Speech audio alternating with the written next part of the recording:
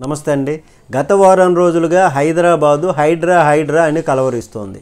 ఎక్కడికక్కడ అనుమతి లేని కట్టడాలు అన్నీ బయటపడుతున్నాయి. ఒకరిద్దరు కోర్టుకు వెళ్ళి స్టేలు తెచ్చుకున్నారు. ఇలాంటి నేపథ్యంలో తన కన్వెన్షన్ మీద ఉన్న వివాదాలు తెలిసి కూడా నాగార్జున ఎందుకు ఊరుకున్నారు? స్టే తెచ్చుకోవచ్చు, లేదా తనకు ఉన్న పరిచయాలను వాడుకొని జాగ్రత్త పడవచ్చు. కానీ ఈ రెండు ఎందుకు చేయలేదు ఆయన? సీఎం రేవంత్ రెడ్డి అపోజిషన్లో ఉన్నప్పుడు కన్వెన్షన్ గురించి అసెంబ్లీలో ప్రస్తావించారు.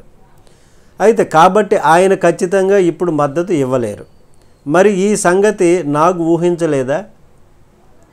వీరు బిల్డింగులు పడగొట్టేశాక కోర్టుకు వెళ్ళి స్టే తెచ్చుకున్నారు. నిజానికి కన్వెన్షన్ బిల్డింగులు అన్నీ శాశ్వత కట్టడాలు కాదు. కొన్ని శాశ్వతంగా కట్టడాలు కానివి, కొన్ని శాశ్వత కట్టడాలు అందులో ఉన్నాయి. అయితే మంచి ఇన్కమ్ వస్తున్న కన్వెన్షన్ సెంటర్ అది.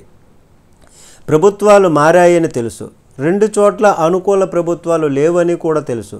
అయినా నాగు ఎందుకు సైలెంట్గా ఉండిపోయారు అన్నది ఇప్పుడు సర్వత్రా ప్రశ్న. అయితే ఈ నేపథ్యంలో రకరకాల వార్తలు కూడా వినిపిస్తున్నాయి. ఇప్పటికే ఓ స్టే ఉండడం వల్లనే నాగు ధీమాగా ఉండిపోయారన్నది కీలకంగా తెలుస్తోంది. అయితే బఫర్ జోన్ అన్నది కొత్తగా వచ్చింది. చెరువును ఆక్రమించి కట్టడం అన్న దాని మీద స్టే ఉంది.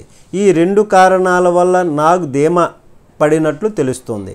కూలగొట్టడానికి వచ్చారు అన్న వార్త తెలిసి నాగు కదిలేలోగానే అంతా అయిపోయింది. ఇక దీని మీద ఏం జరుగుతుందో చూద్దాం. నమస్తే.